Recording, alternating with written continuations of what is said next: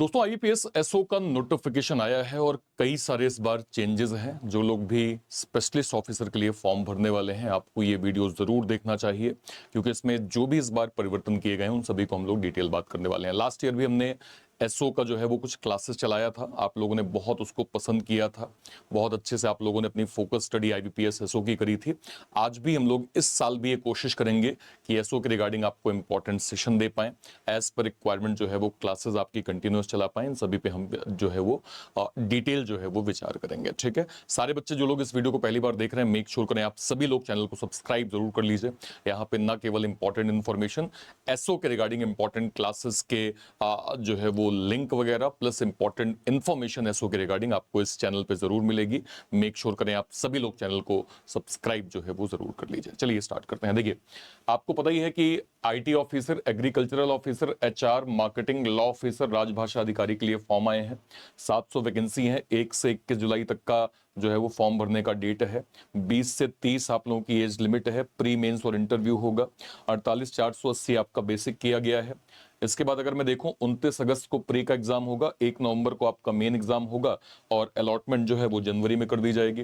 Total 745 vacancy है, जिसमें IT officer 301, AFO 190, law officer 105, राजभाषा अधिकारी 89, एचआर पर्सनल 60। टोटल जो है वो 745 वैकेंसीज हमें यहाँ पे दिख रही हैं। इसके बाद अगर मैं जाऊं, एज लिमिट 20 से 30 साल, जिसमें एससी एसटी 5 साल, ओबीसी 3 साल, पीडब्ल्यूबीडी 10 साल, एक्स सर्विसमैन 5 साल। ठीक है, 1984 राइट्स के अंदर जो इफेक्ट हुए हैं उनको 5 साल का यहाँ पर रिलैक्सेशन जो है वो दिया गया है। अगर आप आईटी ऑफिसर से इसको भरना चाहते हैं तो आपके पास 4 साल की इंजीनियरिंग की डिग्री है ना, या फिर आपकी पीजी जो है वो आईटी में होना चाहिए। एएफओ भरना चाहते हैं तो agriculture, horticulture, horticulture, animal husbandry, veterinary science, इसमें आपके पास डिग्री होनी चाहिए। राजभाषा अधिकारी में आपके पास post graduate degree in Hindi with English as a subject at the graduation. Law officer के लिए आपके पास एलएलबी की डिग्री होनी चाहिए। एचआर के लिए ग्रेजुएट और 2 years full time PG degree आपके पास जो है वो क्या कहते हैं एमबीए की होनी चाहिए, जिसमें personal management, industrial relation, HR, HRD, social work, labour law. Marketing officer के लिए आपके पास फुल टाइम एमबीए की डिग्री जो है वो यहाँ पे होनी चाहिए। 850 रुपए यहाँ पे फीस। जनरल और एससी, जनरल और अदर्स की 850 रुपए, एससी एसटी पीडब्ल्यूबीडी की 175 रुपए यहाँ पे फॉर्म फीस जो है वो रखी गई है, ध्यान रखिएगा। प्री का एग्जाम होगा, देन मेंस का एग्जाम होगा, फिर इंटरव्यू और उसके बाद फाइनल सिलेक्शन आपका यहाँ पे हो जाएगा। फाइनल सिलेक्शन 80-20 का जो है वो बेस होता है। 80 मेंस का एग्जाम, 20% जो है वो प्री का एग्जाम यहाँ पे जो है वो काउंट होता है। इस चीज को ध्यान रखिएगा। ठीक है, ओके, आगे बढ़ते हैं।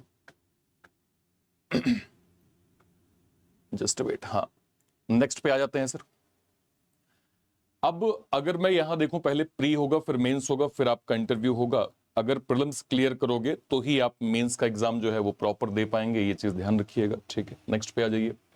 पहले आईबीपीएस जो है वो एसओ का एग्जाम होता था। देखिए, अब प्रोफेशनल जो है वो नॉलेज सिर्फ मेंस में ही नहीं, प्री में भी पूछा जाएगा। मतलब अगर आप आईटी ऑफिसर हैं तो आईटी के क्वेश्चन प्रीलिम्स से ही शुरू हो जाएंगे। एएफओ को एग्रीकल्चरल के क्वेश्चन प्रीलिम्स में ही मिलेंगे। लॉ ऑफिसर को लॉ के क्वेश्चन जो हैं वो आपको प्रीलिम्स में ही मिल जाएंगे। ठीक है sir, okay.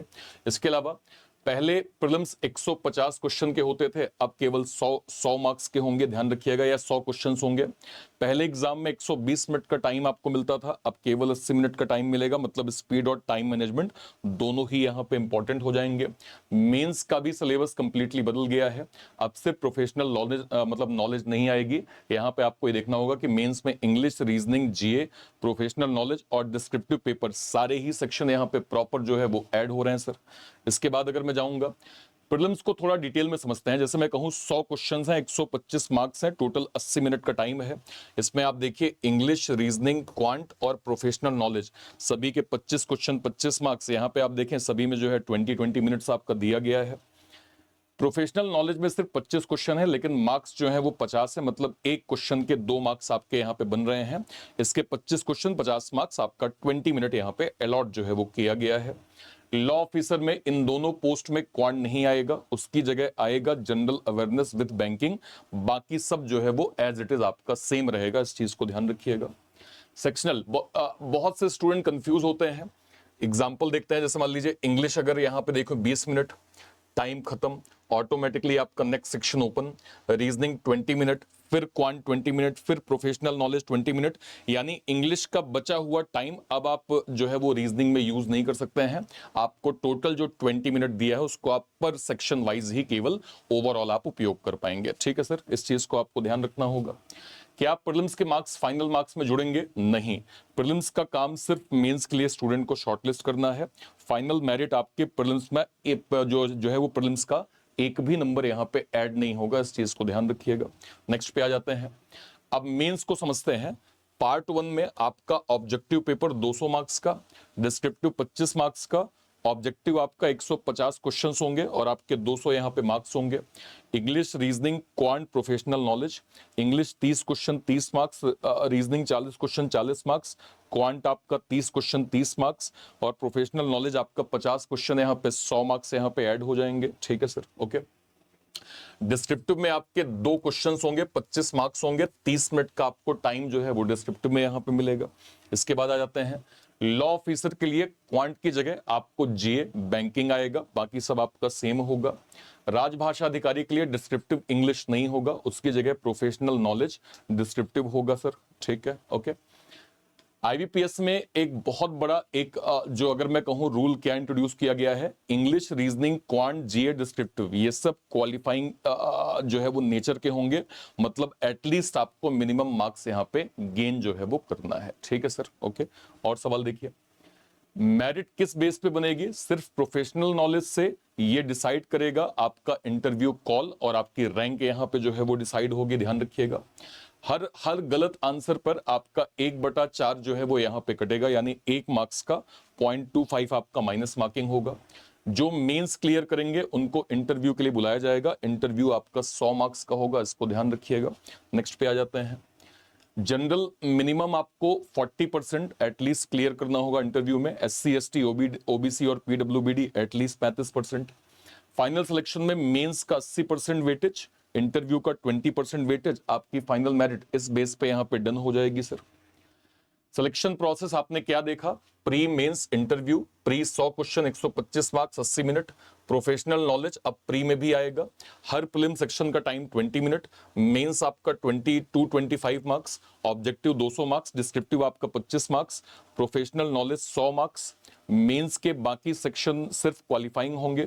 Final merit mains plus interview के बेस पे बनेगी। प्रीलिम्स के मार्क्स फाइनल सिलेक्शन में काउंट नहीं होंगे। हर रॉन्ग आंसर पे 1/4 आपका नेगेटिव मार्किंग होगी। इतना याद रखो कि 2026 के नए पैटर्न पे प्रोफेशनल नॉलेज ही गेम चेंजर है। अगर इस सब्जेक्ट में स्ट्रॉन्ग जो है स्कोर कर लिया तो बाकी क्वालिफाइंग सेक्शन जो है वो आपको क्लियर करने हैं, बाकी आप इंटरव्यू में आपकी योग्यता के हिसाब से आपको वहां पे प्रेफरेंस मिल जाएगी। तो आपको समझ में आ गया होगा कि इस बार एसओ के पैटर्न में काफी ज्यादा बदलाव है। प्री में भी आपका प्रोफेशनल नॉलेज को जो है वो ऐड ऑन कर दिया गया है, इसकी भी प्रायोरिटी आपको यहाँ पे जो है वो इस बार जो है वो देखने को मिलेगी। हम लोग एसओ को यूट्यूब पे भी सर जो है वो स्टार्ट करेंगे। कई सारे बच्चे लास्ट ईयर जो है वो यूट्यूब के सेशन से उन्होंने काफी अच्छा जो है वो अपना प्रैक्टिस किया था, जो उनका एक बेस नॉलेज था, मतलब बेस नॉलेज था क्या कहते हैं उसको उन्होंने गेन किया था। इस बार भी हम कोशिश करेंगे कि आपको यूट्यूब पे सेशन दे पाएं और एज पर रिक्वायरमेंट हम इसका जो है वो क्लास भी आपको हमारे कोर्सेज पे दे पाएंगे।